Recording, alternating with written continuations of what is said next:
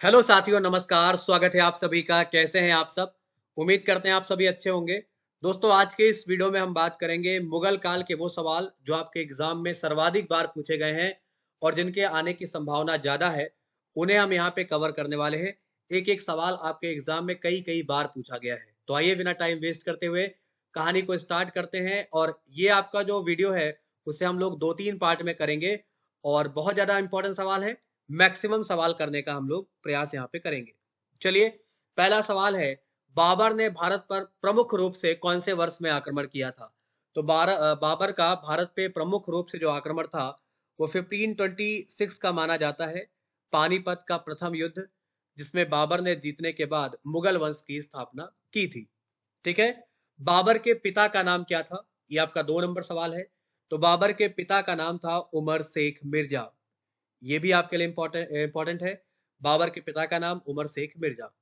चलिए, भारत का पहला मुगल बादशाह कौन माना जाता है? तो बाबर के द्वारा ही मुगल वंश की स्थापना की गई थी और यही वजह है कि बाबर को पहला मुगल बादशाह कहा जाता है। ठीक है? अगला सवाल है, पानीपत का पहला युद्ध किस वर्ष हुआ था? तो पानीपत का पहला युद्ध 1526 में बाबर और इब्राहिम लोदी के मध्य हुआ, जिसमें बाबर जीता और इब्राहिम लोदी हार गया। चंदेरी का युद्ध कब हुआ था? ये अगला सवाल है। चंदेरी का युद्ध 1528 में हुआ, जिसमें भी क्या हुआ? बाबर की विजय हुई। इस युद्ध में भी बाबर जीत जाता है। आगे बढ़ेंगे। अगला सवाल रहेगा, बाबर ने तुझके बाबरी नामक अपने संस्मरण किस भाषा में लिखे थे? तो ये अपने संस्मरण इन्होंने तुर्की भाषा में लिखे थे। ये आपको याद रखना है। ये भी आपके लिए इंपॉर्टेंट है। ठीक है? आगे बढ़ेंगे। दिल्ली में मुगल साम्राज्य की नींव किस लड़ाई के परिणाम स्वरूप पड़ी? तो दिल्ली में मुगल साम्राज्य की नींव पानीपत की पहली लड़ाई, जो कि 1526 में हुई थी, इसके परिणाम स्वरूप पड़ी। ठीक है?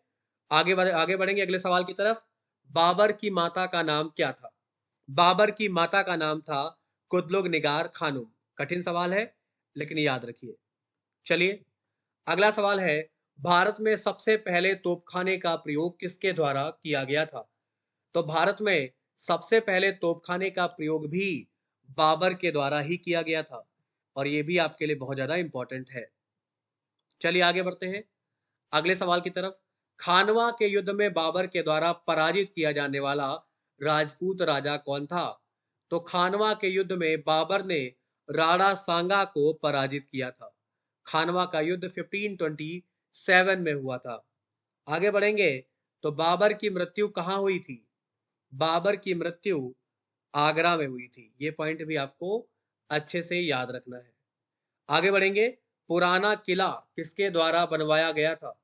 पुराना किला, इसके साथ आप शेरशाह सूरी का नाम जोड़ते हैं। इसे आप याद रखिएगा। आगे बढ़ेंगे। 1540 ईस्वी में किस युद्ध के पश्चात हुमायूं को भारत से बाहर कर दिया गया था? 1540 में हुमायूं को भारत से बाहर करने वाले युद्ध का नाम है कन्नौज का युद्ध, जिसमें शेरशाह सूरी ने हुमायूं को पराजित करने के बाद भारत से बाहर खदेड़ दिया। अगला सवाल है, कौन सा युद्ध 1529 में हुआ था? कौन सा युद्ध है जो 1529 में हुआ था? तो उस युद्ध का नाम है घाघरा का युद्ध। क्या नाम है? घाघरा का युद्ध, जो कि 1529 में हुआ था। इसे आप याद रखिएगा। आइए, कन्नौज का युद्ध कब हुआ था? वही सवाल ऊपर भी लिखा हुआ है। कन्नौज का युद्ध 1540 यानी कि 1540 में हुआ था और ये भी आपके लिए बहुत ज्यादा जरूरी है। आगे बढ़ेंगे। दिल्ली में हुमायूं का मकबरा किसके द्वारा बनवाया गया था? दिल्ली में हुमायूं का जो मकबरा है, इसे हाजी बेगम के द्वारा बनवाया गया था। तो ये पॉइंट भी आपके लिए इंपॉर्टेंट है, आप इसे भी अच्छे से याद रखिएगा। चलिए, हुमायूं का मकबरा के वास्तुकार कौन माने जाते हैं? हुमायूं का मकबरा के वास्तुकार मीरक मिर्जा ग्यास जी माने जाते हैं। ये भी आपके लिए बहुत ज्यादा इंपॉर्टेंट है। चलिए, मेधावी राजस्व अधिकारी टोडरमल ने किसके अधीन सर्वप्रथम सेवा की थी? उत्तर हो जाएगा शेरशाह सूरी के अधीन में इन्होंने सबसे पहले अपनी सेवाएं दी थी। ठीक है? अकबर किस वर्ष में सम्राट बनते हैं, या अकबर की क्या अवस्था रहती है जब ये राजा बनते हैं? तो इनकी उम्र 13 वर्ष 4 महीने की होती है जब ये राजा बनते हैं। ध्यान रखिएगा। ठीक है? कालानौर में राज्याभिषेक के समय इनकी जो आयु है वह 13 वर्ष 4 महीने हुआ करती थी। ठीक है भाई, चलिए आगे बढ़ेंगे। पानीपत का सेकंड युद्ध किन दो सेनाओं के मध्य हुआ था? पानीपत का सेकंड युद्ध 1556 में अकबर और हेमू की सेना के मध्य में हुआ था, याद रखिएगा। ठीक है, आगे बढ़ेंगे तो महाभारत का फारसी में अनुवाद किसके द्वारा किया गया था? महाभारत का फारसी में अनुवाद किसके द्वारा किया गया था? तो बदायूनी के द्वारा किया गया था। ये पॉइंट याद रखिएगा। ठीक है, आगे बढ़ेंगे। रामायण का अनुवाद फारसी में किसके द्वारा किया गया था? रामायण का फारसी में जो अनुवाद है ये भी बदायूनी के द्वारा ही किया गया था, ये भी याद रखिएगा। आगे बढ़ेंगे। किसने अकबर की जीवनी कथा लिखी थी? अबुल फजल के द्वारा अकबर की जीवनी कथा लिखी गई थी। आगे बढ़ेंगे। आईने अकबरी पुस्तक का लेखक कौन माना जाता है?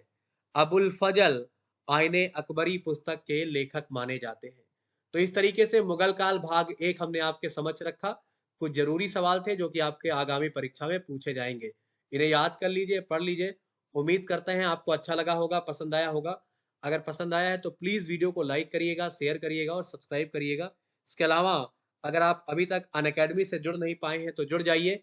26 मार्च को एक बहुत बड़ा स्कॉलरशिप टेस्ट होने वाला है, जहां पे आप अगर बैंक के विद्यार्थी हैं, एसएससी के विद्यार्थी हैं या रेलवे के विद्यार्थी हैं तो अपने हिसाब से ये स्कॉलरशिप टेस्ट दे सकते हैं और बहुत सारे आकर्षक उपहार भी जीत सकते हैं। तो ज्वाइन करिएगा 26 मार्च को। और सबसे इम्पोर्टेंट ये है कि अगर आप अनअकैडमी प्लस ज्वाइन करते हैं तो वहाँ पे आपको हमारी क्लास डिटेल में करने को मिलती हैं, जिनके लिए कोर्स 16 मार्च से स्टार्ट हो गया है, 31 मार्च तक चलेगा। और ये दूसरा कोर्स भी है 16 से 31 मार्च का, आप इसे भी ज्वाइन कर पाएंगे। आपको प्लस लेने के लिए जो कोड यूज करना है वो लेना है दीपक सिंह YT10, और इसके द्वारा आपको मैक्सिमम डिस्काउंट मिलेगा। तो ज्वाइन करिए प्लस और जुड़िए अनअकैडमी पे। मिलेंगे आपसे इसका नेक्स्ट पार्ट लेकर बहुत जल्द। फिलहाल के लिए इतना ही। धन्यवाद, नमस्कार, बाय बाय।